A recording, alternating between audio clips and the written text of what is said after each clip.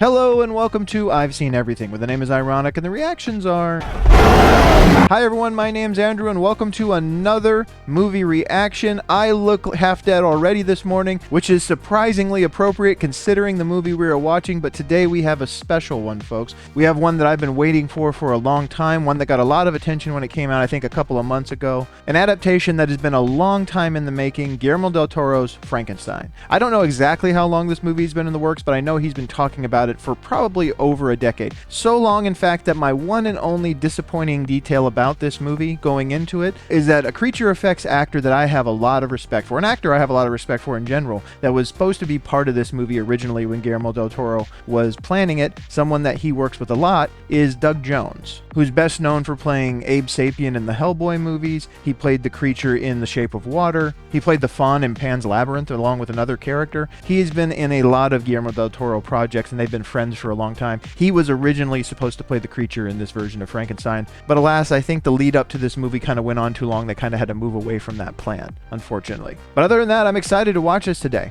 I love Guillermo del Toro. Frankenstein is one of my very favorite stories, one of my very favorite books, and I am looking forward to hopefully seeing an artful and truthful adaptation of that book here today. From the little bit I know of the movie they've made here, that's what it looks like it is. I also love Oscar Isaac's work. I'm not necessarily as familiar with Jacob Elordi or Mia Goth at this point, but hey, this is how you get familiar with people. You see some of their best work. So I'm assuming that we're going to see some of that here. And outside of that, what is there to say about Frankenstein? Frankenstein is a novel written by Mary Shelley, written over the course of a weekend as a challenge, if I'm remembering correctly. Same weekend that John Polidori wrote the first vampire story, just entitled Vampire. Lord Byron was involved, all this kind of stuff was going on. The original Frankenstein, I believe, was published in 1819 and is largely credited with not only being a cornerstone of horror stories from that era, but also being one of the stories that gave birth to the genre of sci-fi. It's also a very personal story for Mary Shelley. It's a story about abandonment. It's a story about not being cared for by the people that are supposed to care for you. There's a whole history behind that if you're interested to look into it. But I've seen a lot of different adaptations of Frankenstein, and here today I'm excited to see this one and how it stacks up to the others I've seen and to the novel itself. So real quick before we get going, I want to be sure to invite you to check out the Patreon. The full-length reaction to this movie is available over on the Patreon right now. There's other full-length movie reactions over there, exclusive television show reactions, all kinds of stuff. I hope you go check it out and consider becoming a patron. Any support that you offer over there or over here is always greatly appreciated. And speaking of over here, if you'd be so kind as to go ahead and hit the like and subscribe button, click the bell so you can see when I'm putting out new videos. And that is it, folks. Let us not waste another moment getting to watching 2025's Frankenstein. Here we go.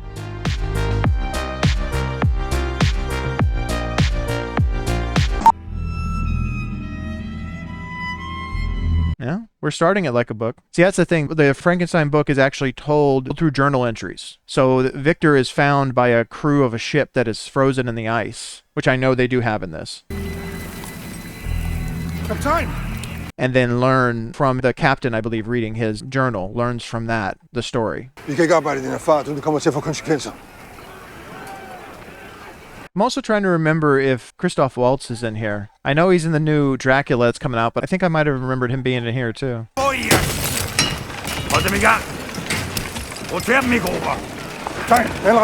It's crazy to believe that this used to be part of this kind of industry, that you could just get trapped in the ice somewhere. I know this is why they have icebreaker ships now.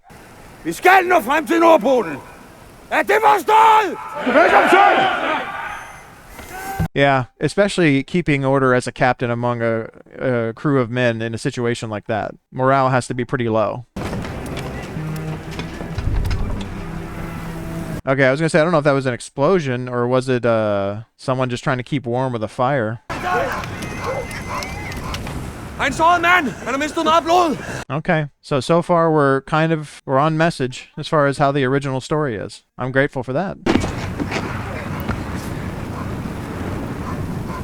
What is that? Oh, maybe that's a new detail or one that I didn't remember. I didn't remember Victor having a prosthetic leg at this point.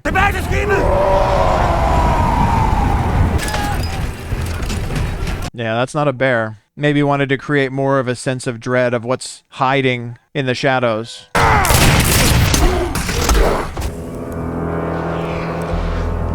I do feel like this is different. Like, I don't feel like they encounter the creature this quickly. So this is different.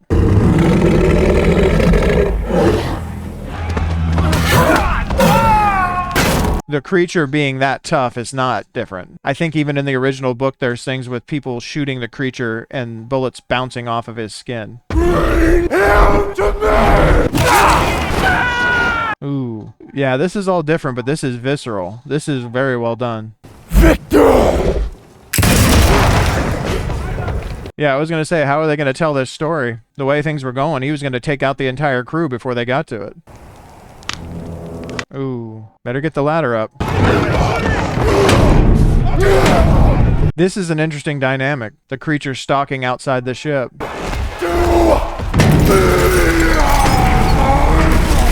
The creature could destroy that ship before they ever get a chance to get out of there. Although I think he's about to break through. That was a smart shot. Rather than shooting the creature again. Give him nothing to stand on.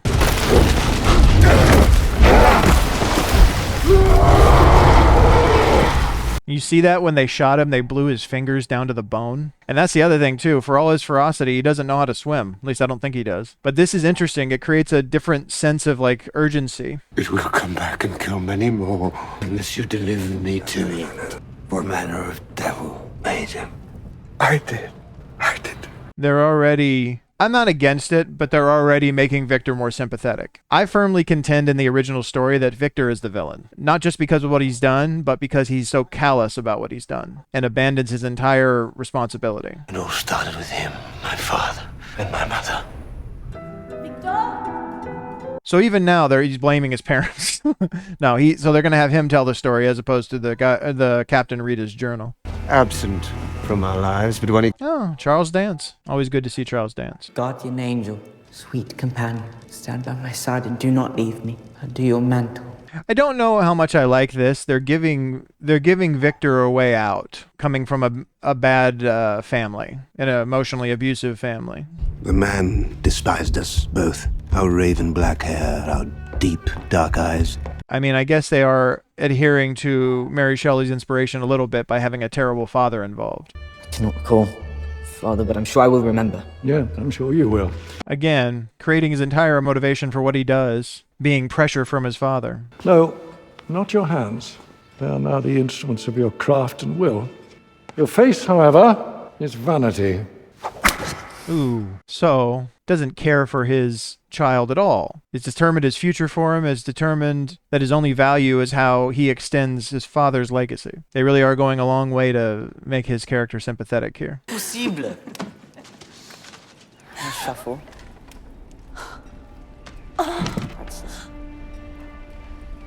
And I didn't remember Victor having a sibling, so I do wonder if we're also about to have a mother dying in childbirth. Father, save her, please! And that is the last time he sees his mother, I imagine. I'm going to quit comparing it to the original story, but going back, but looking at it just as a story that they're creating. They do create a logical, yeah, that's the image I saw. They do create a logical narrative where Victor would become obsessed with bringing people back from or being able to undo death because of this.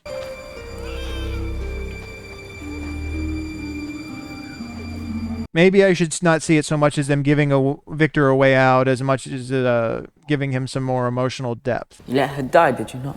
I did everything in my power to save her. You must know that. So you failed. No one can conquer death. I will. So they have this be the origin of the idea. They're restructuring this instead of being about hubris or arrogance, about being about obsession. Obsession because of the loss of his mother. Again, still a more charitable view of Victor. Yeah, apparently this creature can heal because his fingers are no longer bone.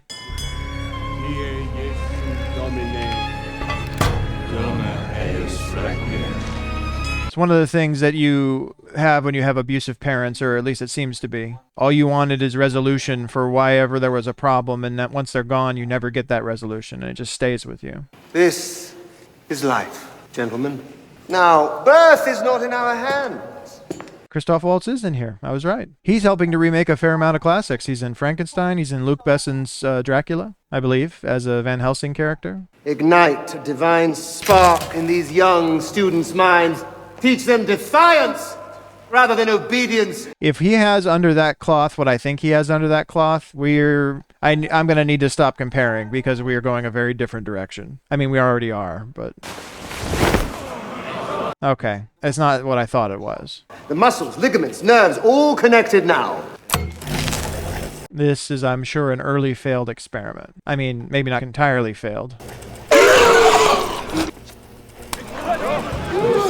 More successful than I think he normally would have been at this point.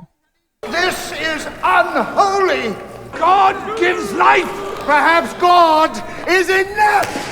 And it is we that must amend his mistakes. I mean, this is somewhat the argument, the idea of death not belonging to God, in a time when that kind of statement would definitely have got you in a lot of trouble. Hence the reason why he ends up doing his grand experiment in secret.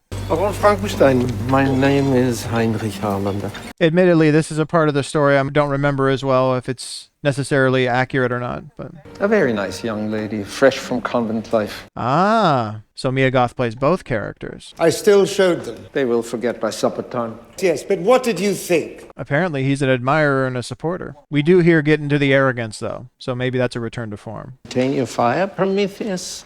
Or are you going to burn your hands before delivering it?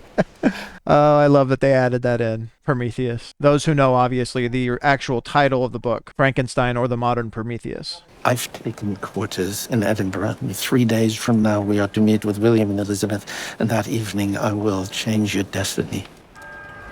Okay, he seems motivated by his work. Is this promise, was this always in play, or has he been aware of Victor's work, or is it just that he was taken by the demonstration he just saw? I wonder. Are you yourself a surgeon, sir? Yeah, once upon a time, an army surgeon. It allowed me to secure the rudiments of my fortune. I own a few ammunition factories. An arms merchant. I feel like this is a difference in their version of the story. I don't think that Victor had a benefactor in the original, which is what this is quickly turning out to be. This Victor is going to have funding and likely no need to be digging around in graveyards necessarily, from what it sounds like. Life eternal. I will endow your pursuit with unlimited resources.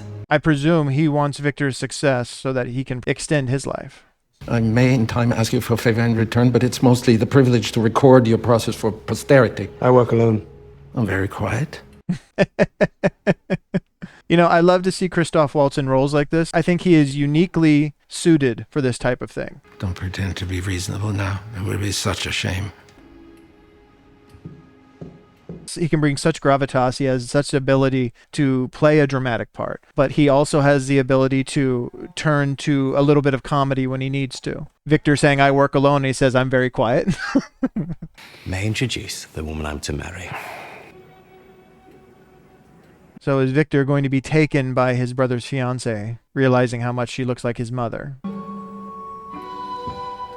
And do they end up together somehow? Or does this version of Victor not have a fiancé of his own? You almost sound like father. He was a most tactful man, our father. Precise, discreet, measured. I fail to see why modesty is considered a virtue at all. Okay. So again, perhaps they didn't give him a way out as much as they gave a reason for his arrogance. Although they did give him a little bit of a way out in the obsession over death because of his mother. Ideas are not worthwhile by themselves, I don't believe. Enlighten me, please. Take the war. William, you'll excuse us. Apparently she expands at some length that they do not wish to hear again if they immediately retreat. Only to fall on a battlefield far away, far from those that provoke these tragedies. Those men remain at home, untouched by blood or bayonet. She has a classist message for him amidst aristocracy. Quite a place to make such an argument. But that also makes me feel like they're going to fall in love. The tower was built as a water filtration plant. Construction was abandoned at the start of the war. You know, not this war, the one before. Or the one before that, I cannot quite remember. I really feel that Christoph Waltz's character's interest is more about sensing his own impending death, obviously, in the years to come, wanting to maybe escape it somehow. That being the favor he will ask of Victor at some point. Anything you need or want shall be granted. Certainly a dramatic setting for his ultimate experiment. Very dramatic indeed. Imagine lightning hitting that tower.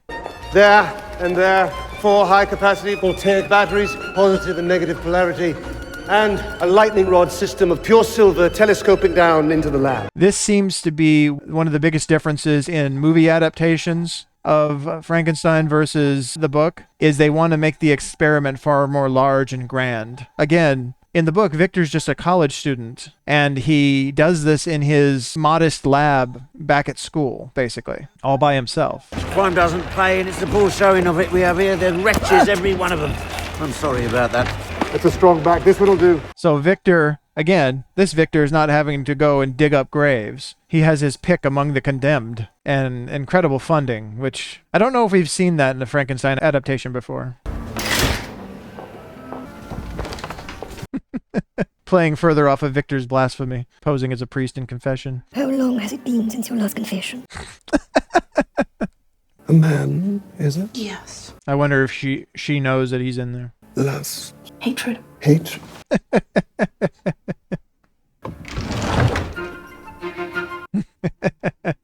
That's funny. What books did you buy? Guess. Very well. A romance. Yeah, how is Victor's brother going to feel about Victor stealing his fiancée? That's a new wrinkle, I think. Does lend more to Victor not being a sympathetic character. This hardly seems appropriate. Is anything? It also does make sense to make Victor this character that his entire identity is wrapped up in breaking rules, subverting norms, blaspheming against the established structure. This simply will not do. Start over. Pure silver is the perfect conductor. William, you must stay behind. Please. I trust you above anyone else. Yeah, William, I think, is starting to get wise to what's going on. Although, was William in love with this woman to begin with, or was it an arranged situation? I'm not trying to give Victor safe harbor for what he's doing, but... Now we have something in common. The prisoner. They do at least seem to be drawn to each other naturally, but... It's all pure silver now. And action points corresponding to the lymphatic system, which was quite complex. This is another thing. We talk about his arrogance, his heartlessness. How does he justify what he's doing to his brother? Well, his brother's sitting here constructing his vision, helping to bring it to reality.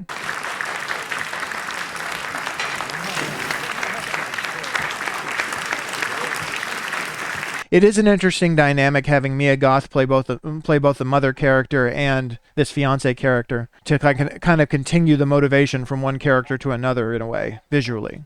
The war is waning, and my funding will end with it. You said your funds are unlimited. My patience is not. So now all of a sudden he has a very strict timetable. I was going to say I thought they were going to talk about her, because I'm sure he's wise to the fact that Victor is in love with his daughter. I believe that's his daughter, isn't it? Ah, his niece. I have a belief. There is a bond between us. Can you feel it? Believing something does not make it true. I do like the fact that her character in this story is not merely a footnote. They've given her some more depth, at least. Beautiful creature, is she not? Choice is the seat of the soul. Yes, ma'am. I have chosen. Good night. She feels that she's in a position where there's no possibility for her to go against the structures that have been put in place for her, regardless of what she feels. I thought I had failed. I thought it was entirely over. I thought. The symmetry. And here comes the idea that will be the crux of his breakthrough. Apparently so important that clothes cannot be procured before he must test it. Okay, so I guess that was not Jacob Elordi, or even if it is, certainly not a finished one. I had found the key. Nothing could stop me now. Wow. A horse and his rider frozen in place.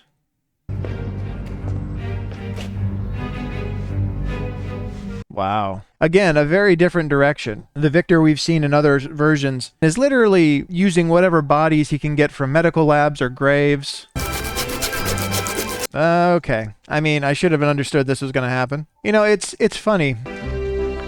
Perfectly fine watching horror movies, but for some reason, medical videos of surgeries or things like that, I can't do that.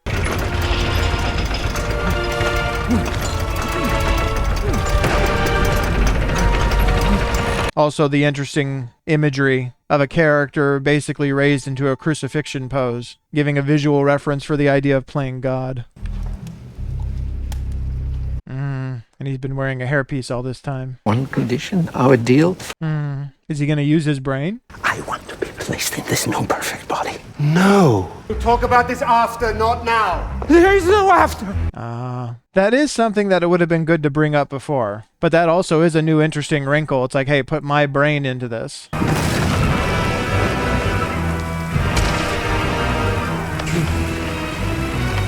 I mean, to be fair, from his perspective, this was all an effort to save his life. Even if this works, even if everything went wonderfully, he doesn't have enough time, it doesn't seem, for him to be part of the next experiment. No! Do you understand now? Yeah, this isn't going to go well. This is the whole reason he funded it. If we lose there, we have nothing. We both lose. I will be the eagle that feasts on your liver. Please. Just tell him, well, I don't want to give Victor a reason to be horrible. But I was going to say, he could just tell him yes. Maybe he does it now out of guilt. Ooh, that might be too late.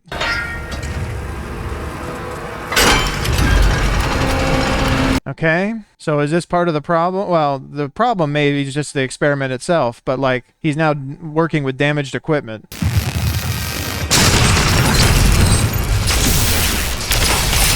Yeah, one had to suspect that was going to come into play somehow. You don't drop a detail like that for no reason.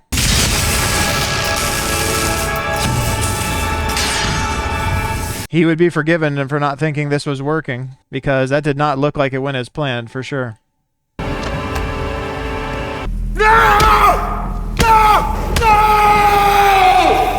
It does give some more depth to this moment, because again, it's not just his arrogance and his hubris, it's this obsession of his life that they've set up that's driven him to this point. Oh, is it standing there? Yeah. The fact that he can already stand, or maybe only barely. No, he's standing. Sun. Sunlight. Sun is life. This is something that happens in almost every Frankenstein adaptation. The biggest place is that the story diverges from the book. None of this happens in the book. He's horrified by what he's done, and he abandons the creature immediately, before the creature even has any idea, any ability to know what's happening. Letters from the old estate, Geneva. Is there anything from my uncle? No. Yeah, it makes you wonder how he handled the situation with the uncle. I mean, especially since nobody else knew of the illness. Very good. Very good. Oh, that's a bad idea right off. Yes, this one goes right here. Key. The creature trusted you, and you're going to chain him up. I'll come back. The first betrayal of trust. He's not a child, he's not someone he cares for, he's a thing. I was there to mold him. And Victor still sees him that way. Oh yes, this is healing rather nicely. I'm tired. Do sleep for me. Tending to you.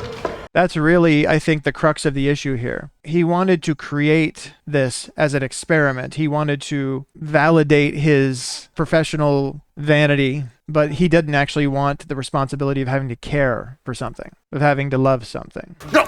Don't touch me! Don't ever touch me! Kammerer, I didn't do this. You did this. What is the story of Frankenstein about if it's not about the responsibility of those who create life? The wound? It's closed. But how? All right. And so we also established that this creature has the ability to heal quickly and is strong and almost invulnerable, it seems. Victor. That is my name. My name is Victor. Is there anything else that you can say? Anything at all?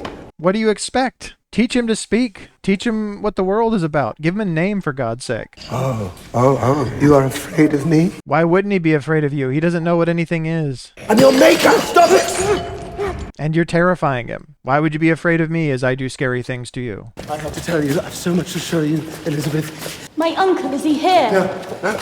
Is she going to find his body somewhere, the uncle's body? Or has Victor long since disposed of it, I wonder? No, she found her way down there pretty quickly. At first I thought he was just going to take them to see the creature.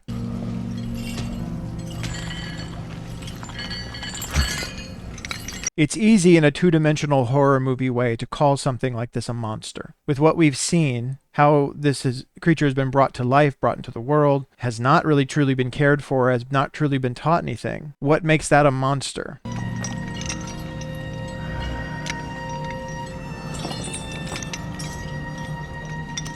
anything he ends up doing later is, I'm not saying you completely free responsibility, but was he given a chance to know anything or to be anything else? I hope he doesn't harm her. I can't imagine he will. It's a very different characterization for her to begin with in that she's not horrified by him. She just found him down there. You would think she would be at least taken aback. She's intrigued.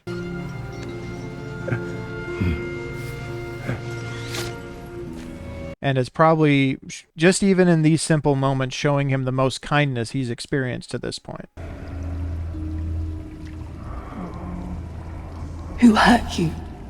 And will probably be pretty enraged with Victor about why he has him chained up. Or maybe she doesn't understand that this is the creature Victor brought to life. The man downstairs. You saw him? Oh, she's going to be horrified by him now. His wounds. You wounded him like that. No. I gave him life. See, look, even the way he treats him as a pet. He treats him as a possession. He doesn't treat him with any kindness at all. All its systems are functional. Still referring to him as it. Erratic, yes, but exceptional.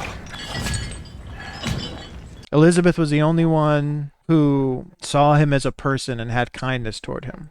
And it doesn't know any better. But you do. She's literally the only person who doesn't see him as an it.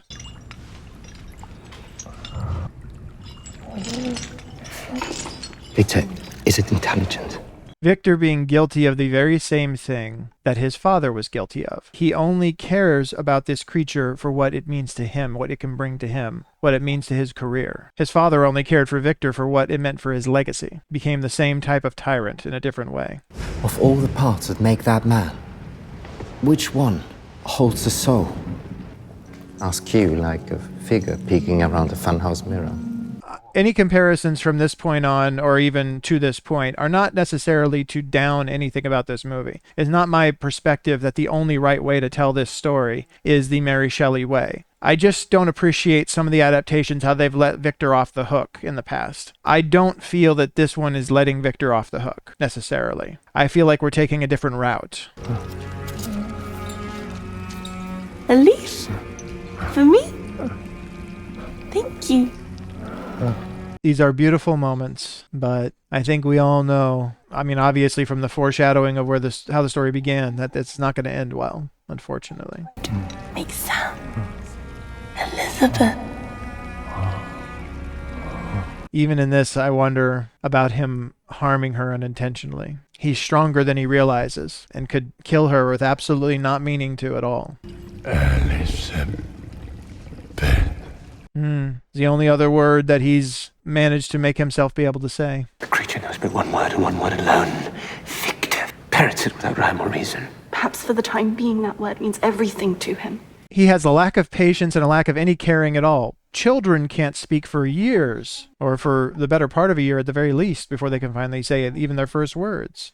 In those eyes I saw pain, and what is pain if not evidence of intelligence? What about my pain? What about what you have denied me? How is that the point? Everything's about you, as opposed to your responsibility for this being downstairs. What my heart wants. Of all the human anatomy, that is the organ furthest from your understanding. And we now see the real difference between the two of them, in that his only connection to her was that she was intelligent and she had some similar interests. Your heart is pure? I assure you it isn't. I should know. I put it there. This idea that if you create life, you think you own it. You do not. That's not how it works. Now give me your leg. Leg! Oh, so now we have some direct parallels to your horrible father. Leg! Leg! Come on! Give it to me, you beast! Give me your leg! I would say this is actually better than I gave it credit for as a way to tell this story. Because this Victor is not only irresponsible and arrogant, he is cruel. Cruel and completely self-serving. Something I have to show you. Oh, he saved his body. In a fit of rage, you killed him.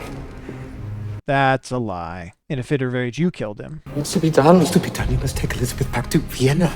Keep her in the dark. For her own safety. It's not off-brand for Victor either. The ends always justify the means for him, even in the creation of his creature. The creature, what's its lifespan, you think? Very brief, I'm sure. Any connection that she once felt to Victor has now been horrifyingly destroyed as she sees his true nature. And this Victor has every intention of destroying his creation rather than just abandoning it. Turn the carriage around or I will jump. He's going to kill him. Yeah, she knew. As if we needed any other reason to solidify Victor as the villain here. One word more. Anything. Make me save you. Victor. Elizabeth.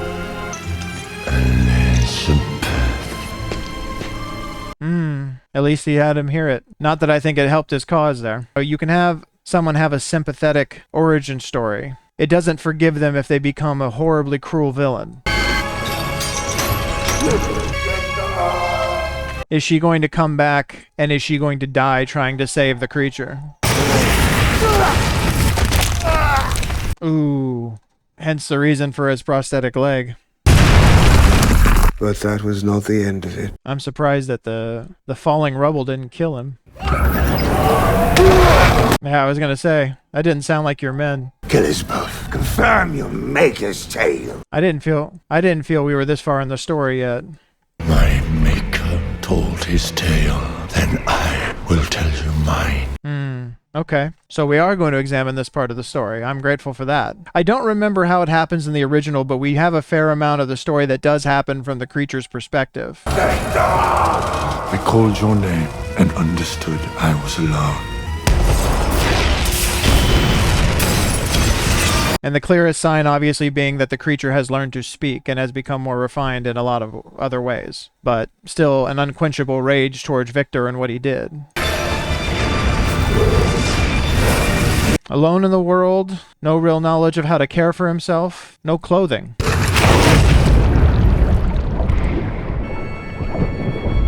I like this dynamic. Captain hears both stories and then the question lingers, who's the villain?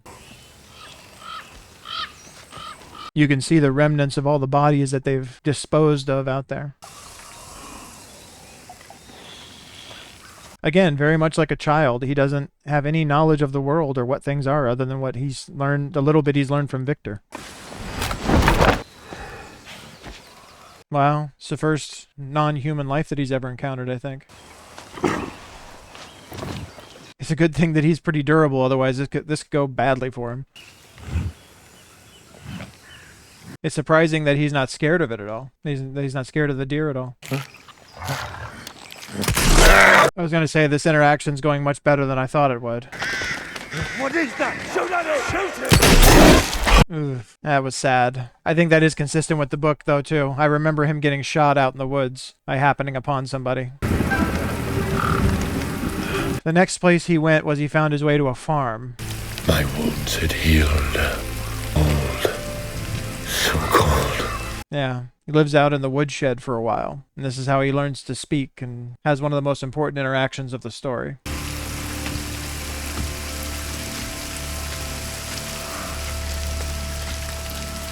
Again, the hunters being a symbol of this, they shot him on sight. Just immediately, like, see him as a threat, not like, oh, do you need help or what can I do for you?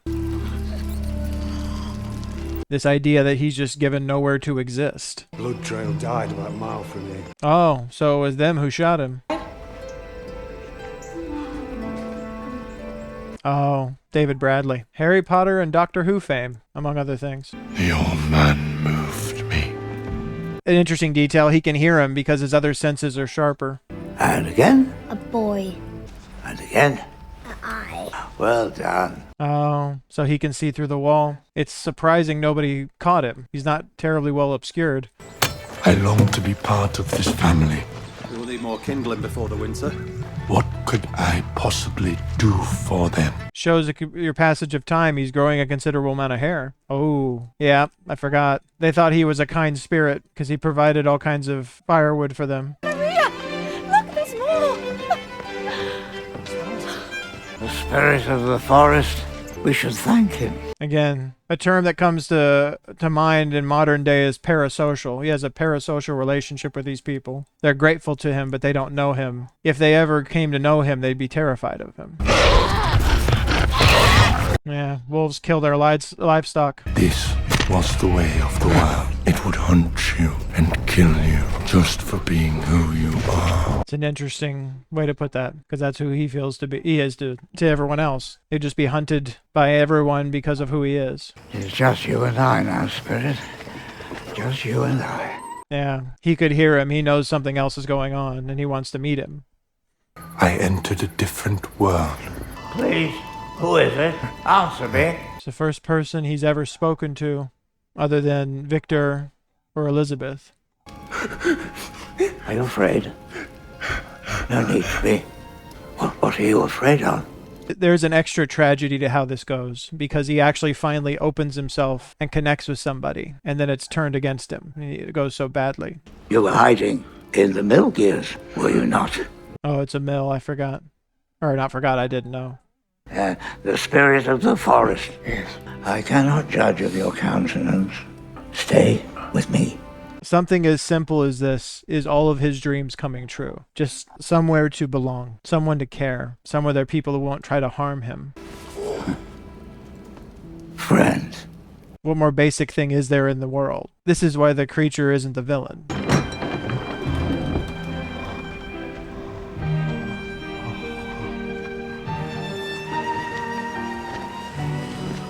He was a being brought into existence by an arrogant creator and left, in most cases, either abandoned or they tried to be destroyed for no reason, nothing that was his fault, and continually pushed to the brink of his ability to even handle being alive. Round the decay of that colossal wreck, boundless and bare, the lone and... He's learning more from this old man than he's learned from anybody else in his life, both before and after he met him in person.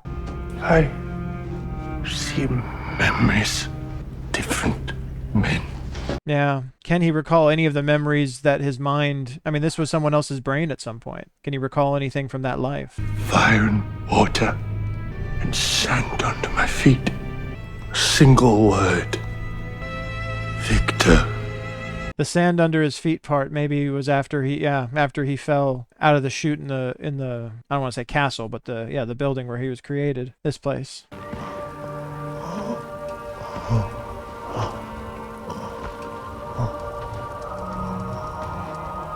The ruins of the place of his birth. And not only that, in this version of the story, his creator attempted to kill him, to destroy him, not just to abandon him, which is even worse. I understood that I was nothing, a wretch, a blot, not even of the same nature as man.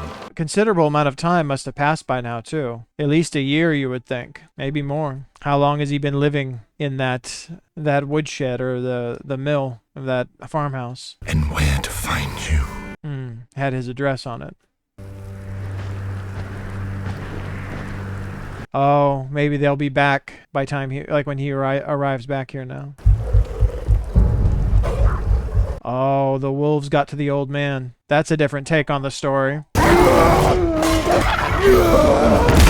So it's going to be even worse. They're going to come home and the old man's going to be dead, and they're going to think he did it.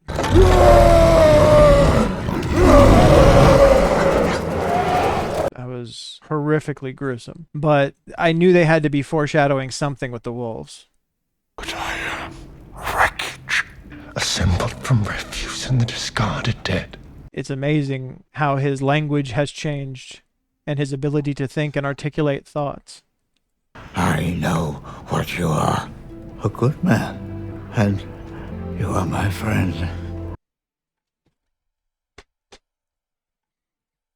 It's the only person who ever believed in him. Only friend he ever had. It's the thing from the woods. And now he's dead and they believe that he did it. It doesn't seem like he would be able to heal that.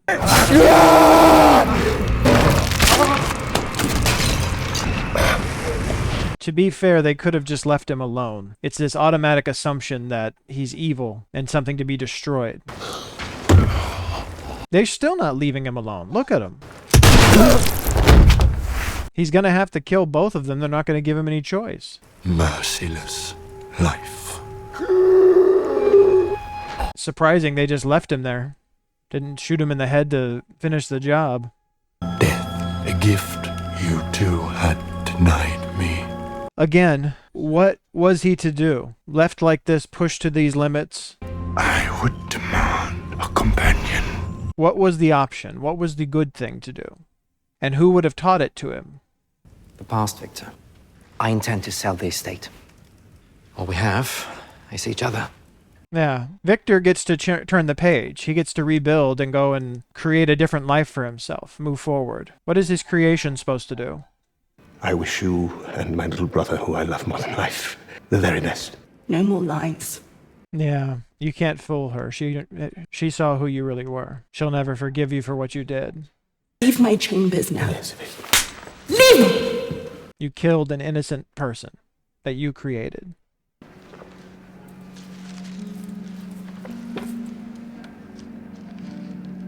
There is likely nothing that will ever make that okay for her again. She even sensed it before it was going to happen. She's the reason they turned back.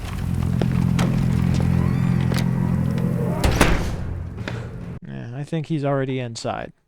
Can't just leave your past in the past so easily, it seems. Are you here to thank me? You survived. I made you well. You made him, but you didn't give him much else. He had to do all the rest himself, and it wasn't easy. I cannot die, and I cannot live. Yeah, you leave him in an impossible place and completely abandon your responsibility. Make one like me. And then what? Procreation. A home? Even now, he is an arrogant bastard, basically. This is Victor. The real Victor. Never again will I make something like you wicked and deformed. I was going to say, does Victor not understand that this creature could turn him inside out in a moment? Elizabeth will be the only one that's able to calm him. I take it back. Elizabeth is the only other person who ever saw him as a person. Elizabeth and the old man. That's it. Move away from it! Ooh, I feel that's different, but appropriate. Victor killed her. It attacked her! Oh, sure it did. It shot her with your gun from your hand. Take me with you.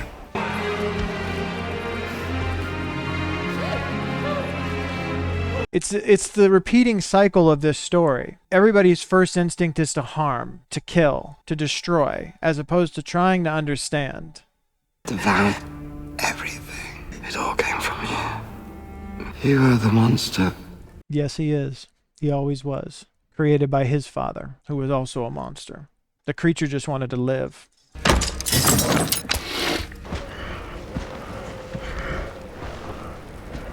That's a powerful moment, even to have your brother, who is, by all intents and purposes, mortally wounded by this creature, still calling you the monster. My place was never in this world. I longed for something I could not quite name, but in you I found it. To be lost and to be found. That is the lifespan of love. It's amazing and sad that she felt more love from this creature in the brief time she knew him than she felt from anybody else in her life. From Victor's brother, William, she just, it seemed, was set up with. From Victor himself, just more obsession than anything. You thought me a monster. Now I return the favor. He'll torture him for the rest of his life for what he's done to him. This is different because in the book, Victor starts to create him a companion and then refuses to finish. They definitely took some turns in the story, but I like the way they've told it. The creature was not allowed to have a life or anything in it, so he took everything out of Victor's life. It's him hunting him. The creature purposely staying just out of reach, driving him mad. Yeah, he can just pull you through the other side of the tent. That must be what the explosion was. This has become their whole existence. I do like this characterization. Maybe I like a good revenge story, but the dynamic of him actually hoping that it kills him, being fairly certain that it won't. And now we come about how they found him. I could feel my singed flesh regrowing, the crackling of my bones, resetting. For anyone else familiar with other adaptations of Frankenstein, let me know if there's any precedent for this. I don't think there's precedent for the advanced healing that they have in this version. There's other versions where he's more durable, like bullets don't penetrate his skin and things like that. But here we are, spent and done. Do we get a moment of Victor finally appreciating what he's done? I'm sorry. We do. Regret consumes me. You will go now, Creator. Fade away. That's nice. That's something you don't usually get with this. I'm pretty sure he just dies in the original story. I will not be punished, nor absolved. The tide that brought me here now comes to take you away. For him to be envying that Victor gets to die while he can't. It's an amazing, amazing part of this story, part of this character. My son. Yeah, I don't think we got that in other versions of this story. While you are alive, what recourse do you have but to live? You finally give him the acceptance he desperately needed, but only here at the last moment. Say my name one last time. Amazing that he would ever want to hear him say that again. Victor, I forgive you. I don't care. I accept it. I've seen a lot of Frankenstein adaptations. We never got that, so I'll take it. At least not in any of the ones I saw. Rest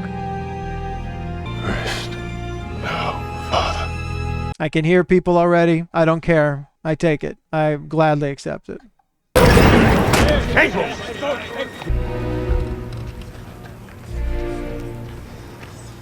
And at least there's someone else, this captain, who sees him as a person. I'm surprised he didn't take Victor's body with him. In the other versions he does.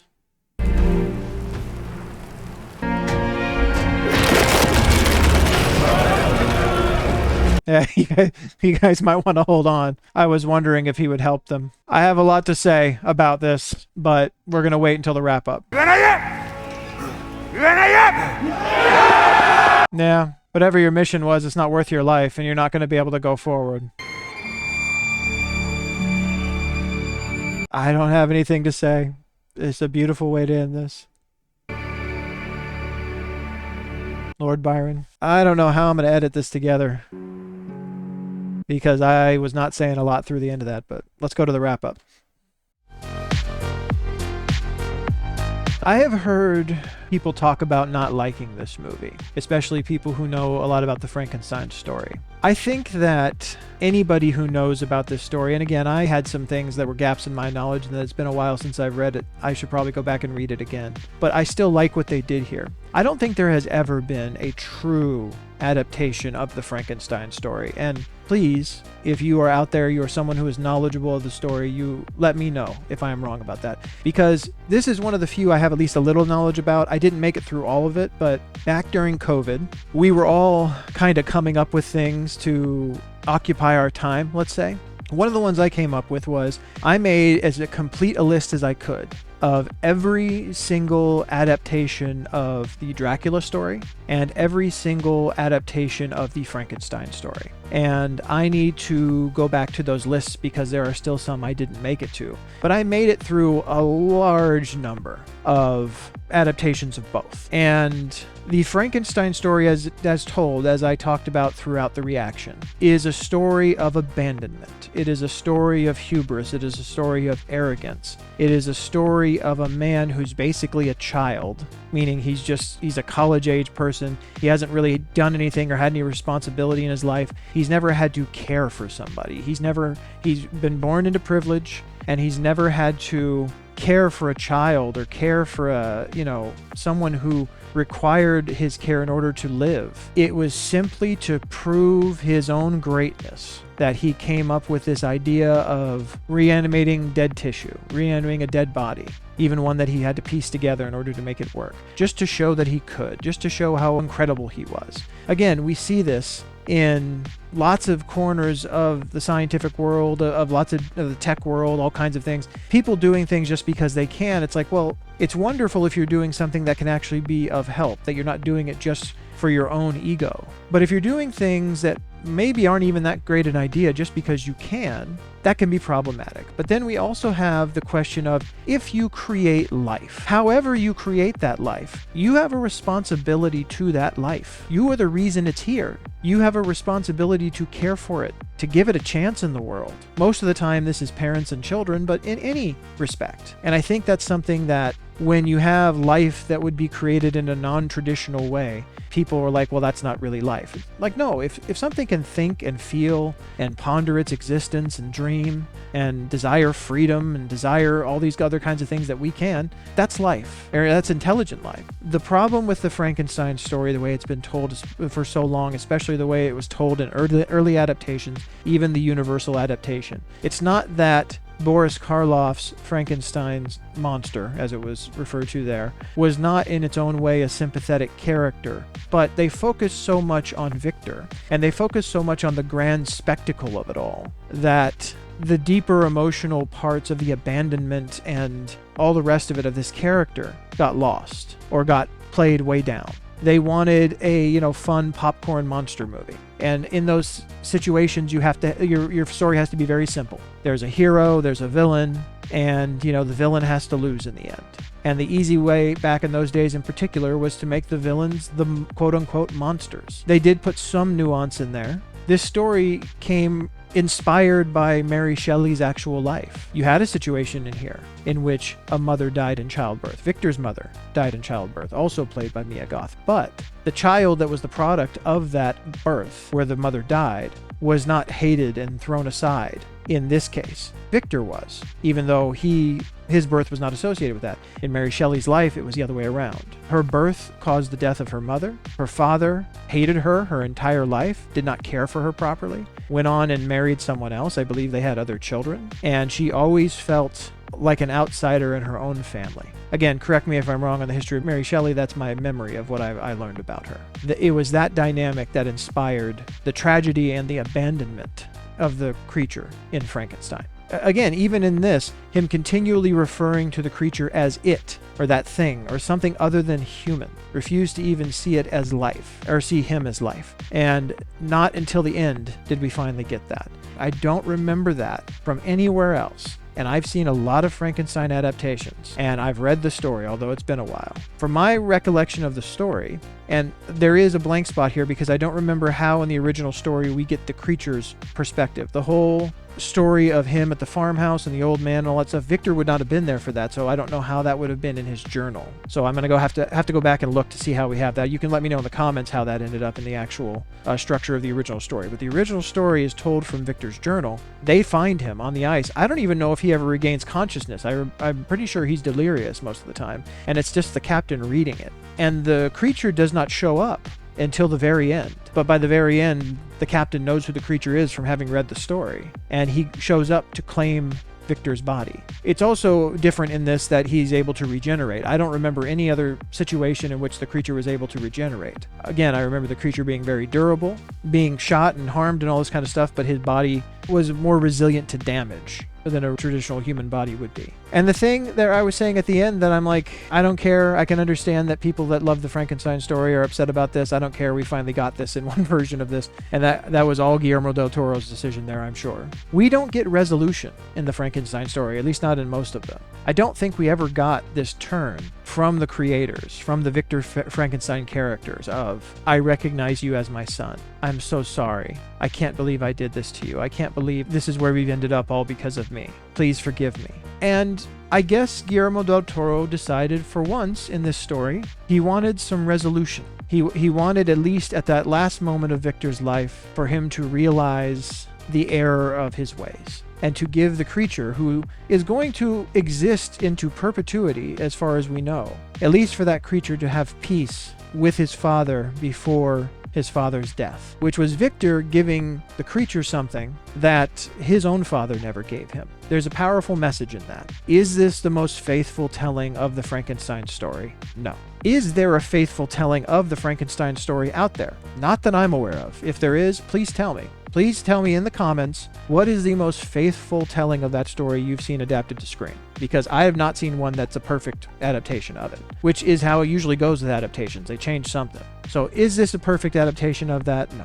But Did I enjoy this? Very much so. I enjoy Guillermo del Toro's movies. I enjoy his version of this story. I think that it is true to the original story in a lot of important ways. I think it does diverge in some others. I'm not saying I loved every choice he made, but if I'm looking at this in the scope of Frankenstein stories, this is one of probably my favorite adaptations of this story. One of my favorite film adaptations of this story that I've seen. So again, disagree with me. Tell me what yours are. Tell me why you didn't like this one. Tell me which ones are better. Sincerely, tell me if you've seen a actual true adaptation of the book where they really followed it, because I would be interested to know that. But that's it for me.